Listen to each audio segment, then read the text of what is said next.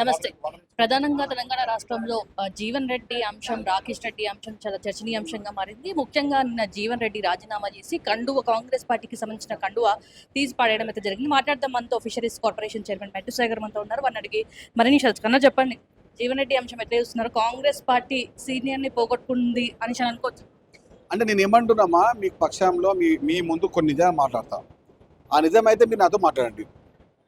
1985లో Congress party ticket ఇచ్చింది జీవన్ రెడ్డి గారికి, Congress party అభ్యర్థిగా. 85, 89, 94, 99, 2004, 2009, 2014, 18, 23 9 సార్లు అసెంబ్లీ అభ్యర్థిగా, 2 సార్లు కరీంనగర్ పార్లమెంట్ అభ్యర్థిగా, మరి ఇంకోసారి మన నిజామాబాద్ అభ్యర్థిగా, ఎమ్మెల్సీ అభ్యర్థిగా. అంటే 13 సార్లు ఉమ్మడి ఆంధ్రప్రదేశ్లో కానీ ప్రస్తుత తెలంగాణలో కానీ ఎవ్వరు కూడా 14 సార్లు కాంగ్రెస్ పార్టీ బీఫామ్ తీసుకునే చరిత్ర లేదు. అది ఆయనకే దక్కింది. దీనికన్నా గౌరవం ఇంకేం కావాలమ్మా? మీరు మొన్న ఎమ్మెల్సీగా ఉన్నప్పుడు ఎంపీకి పోటీ చేయొచ్చు, మీరు ఎమ్మెల్సీగా ఉన్నప్పుడే ఎమ్మెల్యేగా పోటీ చేయొచ్చు. అంటే వేరే వాళ్ళు ఎవరు పోటీ చేయొద్దు, వేరే వాళ్ళు ఎవరు రాజకీయం చేయొద్దు. నేనే 40 సంవత్సరాలుగా చేస్తా ఉన్నా, నేను ఎవరు రాజకీయం చేయనియను అనే విధానం ఆయన ఉన్నారు. కాబట్టి కాంగ్రెస్ పార్టీ అన్యాయం చేసిందంటే ఈ 40 సంవత్సరాలు మరి ఏం చేసిందో మీరు చెప్పాలి. అంటే ఆయన సమస్యకు సంబంధించి గాంధీ భవన్లో కావచ్చు, ప్రజాభవన్లో కావచ్చు, వినతి పత్రం ఇచ్చిన కూడా పట్టించుకున్న పాపన పోతలేదు అంట. ఎవరు అన్నారు మాట?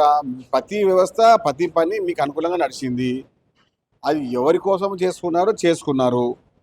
ఇప్పుడు మీరు రాజకీయానికి ఇబ్బంది అని మాట్లాడుతున్నారే. మీరు 2023 ఎన్నికల్లో పోటీ చేసినప్పుడు ఎమ్మెల్సీగా ఉండే, 2024 పార్లమెంట్ అప్పుడు ఎమ్మెల్సీగానే ఉండే. మీరు ఎమ్మెల్సీగా ఉన్నప్పుడు ఎంపీగా పోటీ చేస్తారు, మీరు ఎమ్మెల్సీగా ఉన్నప్పుడు ఎమ్మెల్యేగా పోటీ చేస్తారు, ఇంకొక అవకాశం ఇయ్యరు. కాంగ్రెస్ పార్టీ 14 సార్లు బీఫామ్ ఇచ్చింది ఉమ్మడి ఆంధ్రప్రదేశ్లో, తెలంగాణలో.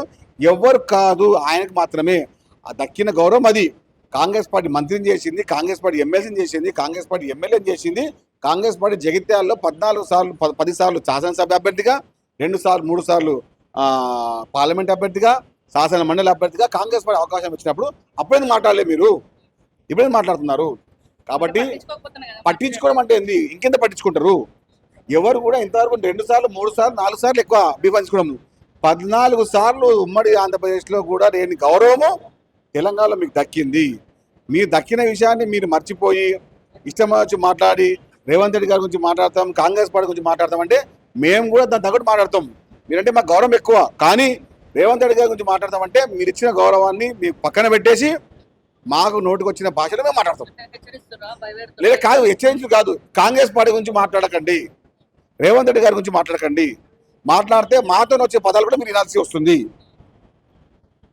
ఇది ప్రధానంగా సీనియర్ల కన్నా పక్క పార్టీ నుంచి వచ్చిన వాళ్ళకి ఎక్కువ ప్రాధాన్యత ఇస్తున్నారని చెప్పేసి కూడా మీ ముందు 2024 పార్లమెంట్ అభ్యర్థిగా 17 పార్లమెంట్లు ఉన్నప్పుడు ఎవరికైనా కూడా ఎమ్మెల్యేగా పోటీ చేసి ఓడిపోతే ఎవరికైనా బీఫామ్ ఇచ్చామా?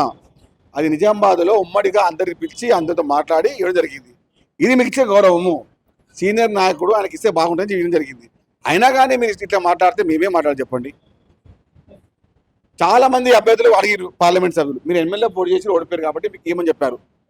ఆ నిజామాబాద్కే ఉమ్మడి జిల్లా కరీంనగర్ కానీ ఉమ్మడి నిజామాబాద్ నాయకులు ప్రత్యక్షంగా జీవన్ రెడ్డి గారి పేరు చెప్పడం వల్ల ఈ గౌరవం చివరిసారి గౌరవించని చెప్పి ఇవ్వడం జరిగింది.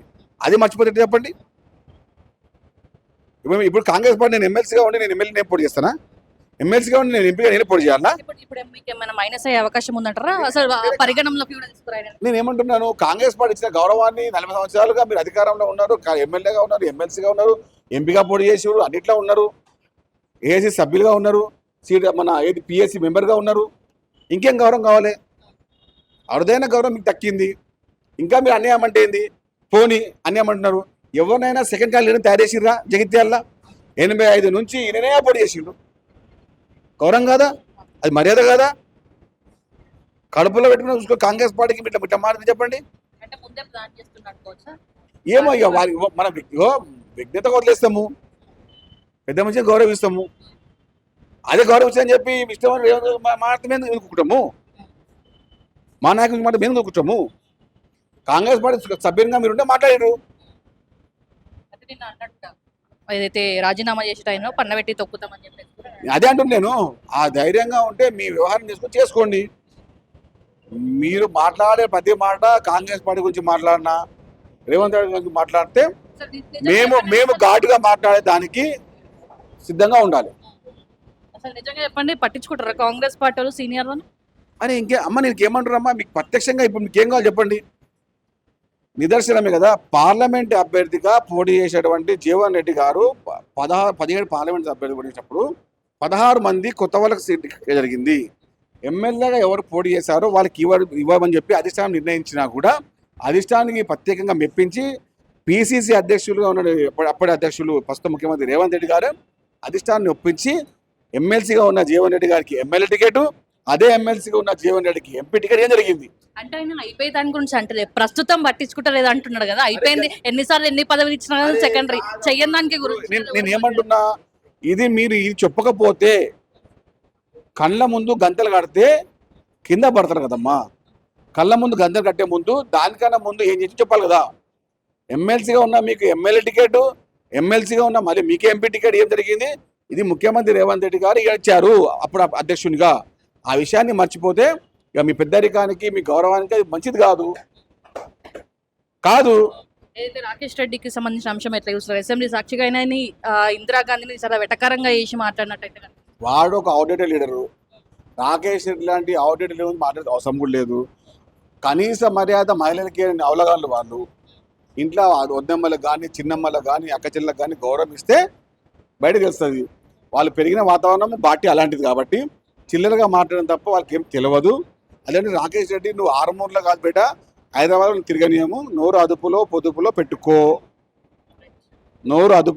పెట్టుకో. ఆరుమూరులో గ్రామాల్లో నేను బట్టలు ఉరికిచ్చేస్తారు. అది తట్టుకోను నెక్స్ట్ నుంచిగా. Thank you. చూసారు కదా, ఏమైనా కూడా జీవన్ రెడ్డికి సంబంధించి పార్టీ అన్యాయం చేయలే, కాకపోతే ఆయన ఏదైతే పార్టీకి సంబంధించి ఆయనకి ఇచ్చిన పదవులు కావచ్చు అవన్నీ మర్చిపోయి ఈ రకంగా వ్యవహరిస్తున్నాడు అని చెప్పేసి మిట్టసాయి చెప్పే పరిస్థితి కనిపిస్తుంది. కాంగ్రెస్ పార్టీ అన్యాయం చేసిందంటే ఈ 40 సంవత్సరాలు మరి ఏం చేసిందో మీరు చెప్పాలి. అంటే ఆయన సమస్యకు సంబంధించి గాంధీ భవన్లో కావచ్చు, ప్రజాభవన్లో కావచ్చు వినతి పత్రం ఇచ్చిన కూడా పట్టించుకున్న పాపన పోతలేదు అంట. ఎవరు అన్నారు మాట? ప్రతి వ్యవస్థ ప్రతి పని మీకు అనుకూలంగా నడిచింది. అది ఎవరి కోసం చేసుకున్నారు. ఇప్పుడు మీరు రాజకీయానికి ఇబ్బంది అని మాట్లాడుతున్నారే. మీరు 2023 ఎన్నికల్లో పోటీ చేసినప్పుడు ఎమ్మెల్సీగా ఉండే, 2024 పార్లమెంట్ అప్పుడు ఎమ్మెల్సీగానే ఉండే. మీరు ఎమ్మెల్సీగా ఉన్నప్పుడు ఎంపీగా పోటీ చేస్తారు, మీరు ఎమ్మెల్సీగా ఉన్నప్పుడు ఎమ్మెల్యేగా పోటీ చేస్తారు, ఇంకొక అవకాశం ఇయ్యరు. కాంగ్రెస్ పార్టీ 14 సార్లు బీఫామ్ ఇచ్చింది ఉమ్మడి ఆంధ్రప్రదేశ్లో, తెలంగాణలో. ఎవ్వరు కాదు, ఆయనకు మాత్రమే ఆ దక్కిన గౌరవం. అది కాంగ్రెస్ పార్టీ మంత్రిని చేసింది, కాంగ్రెస్ పార్టీ ఎమ్మెల్సీని చేసింది, కాంగ్రెస్ పార్టీ ఎమ్మెల్యేని చేసింది. కాంగ్రెస్ పార్టీ జగిత్యాలలో 14 సార్లు 10 సార్లు శాసనసభ అభ్యర్థిగా, 2 సార్లు 3 సార్లు పార్లమెంట్ అభ్యర్థిగా, శాసన మండలి అభ్యర్థిగా కాంగ్రెస్ పార్టీ అవకాశం ఇచ్చినప్పుడు అప్పుడేందుకు మాట్లాడలేదు మీరు? ఇప్పుడేందుకు మాట్లాడుతున్నారు? కాబట్టి